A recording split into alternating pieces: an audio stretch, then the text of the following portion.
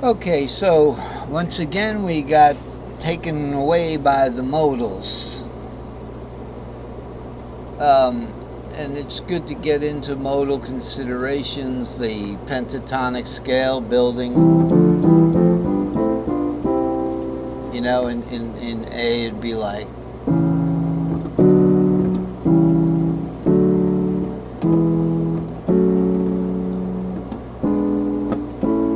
I got the seventh right, I got the third wrong.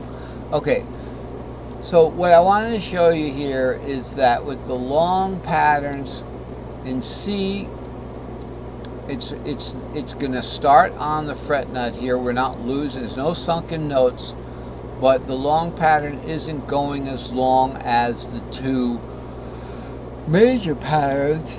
And of course, what we might be interested in here is looking at the fourth, how the fourth behaves on the long pattern. So we can look at it on this chart here, or we can go to the Locrian chart, which might be the Lydian chart rather, which might be interesting to see how the Lydian behaves on the long pattern. So here's the same long C pattern, but now we're looking at the Lydian, which is that fourth. Okay, here's the actual arpeggio, 4/6, 4/6 root 4/6 root 4. All right, and remember that's E-shaped. So here's our 4/6 root 4/6, which is E-shaped. It's a little hard to read the numbers, but I'll be replacing them if I have time. You know, with new resizes. They won't be like crunched like that. So there's our E-shaped fourth there. So remember, in our C, we should have the C right there. So here's our E-shaped fourth. So that E-shaped fourth, and then the fifth is going to be G-shaped, but we're looking at the fourth right now.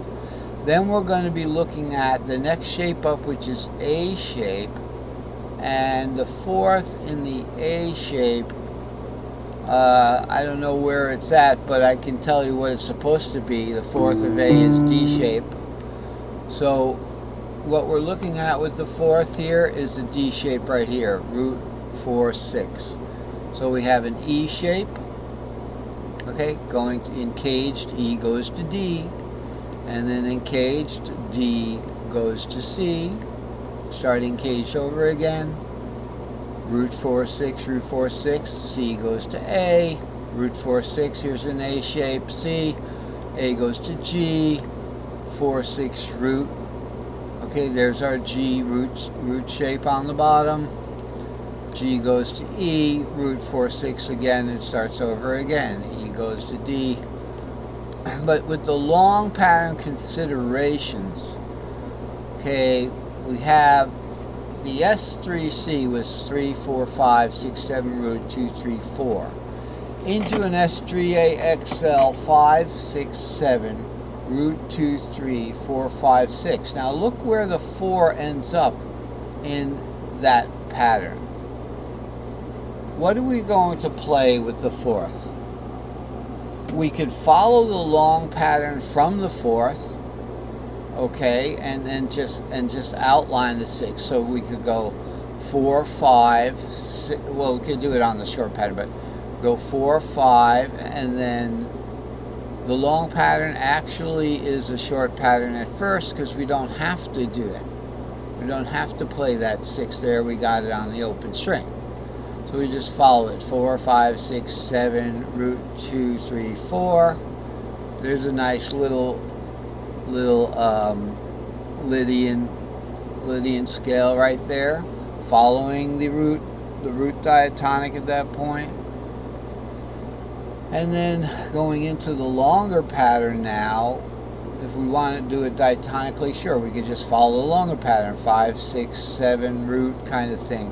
But we don't want to do that, 5, 6, 7, and then warp up root 2, 3. So that 7 root we would take there, that's part of the S3XL warped up there.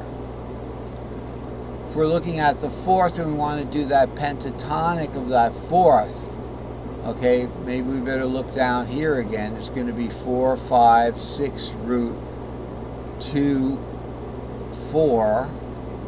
Okay, and then what have we got after that? 4, 5, 6 root 2, 4. And then we got 5, 6, or what do we got? 4, 5, 6 root 2, 4, and then to 5, 6, then root 2, and 4, 5. See, I get a little lame sometimes. I have to play something on the piano. Alright, so in that case, we do have enough room, and this is often the case, my friends. Let me show you down here. Here is my C, right? But let's just say I wanted to play 1 half step up from there. Now that's no longer a C, it's a D flat, right? So that's a nice D flat for like an a B flat minor here or something.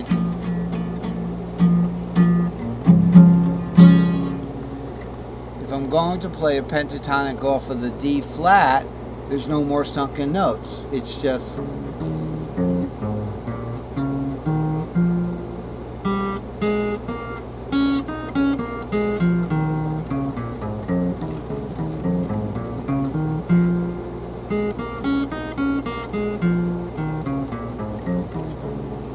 so that's what happened to that F there.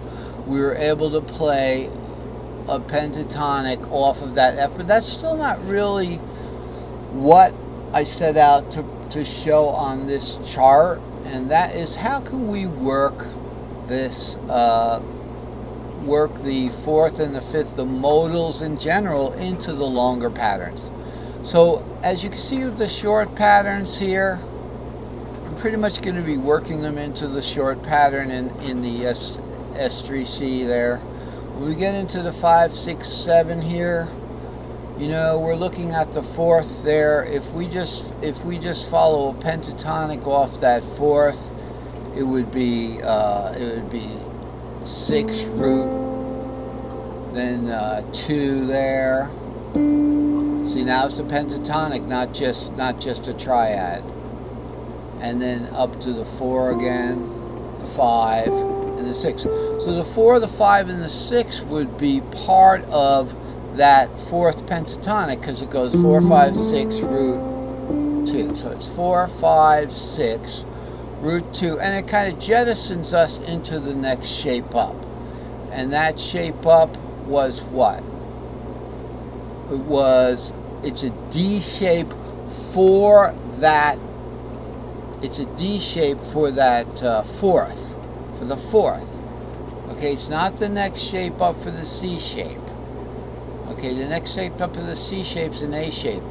But with C, E, G as the 3 basic shapes, I don't know if I have it here. C, E, G is the 3 basic shapes for the first box. Then it would go, C would go to A, would go A to D to E. So it would go to a D shape there. And that would be root 4, 6 way up there. So that's pretty much, you know, some of the implications. We can use the long pattern if we can. You just have to follow the pentatonic. The pentatonic I find is a little easier even than the triads, because the triads you're finding notes in the grass kind of thing. Pentatonic, at least you have a little path you can follow, and you know that your triad's going to be embedded in that pentatonic somewhere. So otherwise, just follow the long pattern starting from that 4. Okay, in that case, you know, you can always do that. So starting from that 4, you would follow the long pattern. So it'd go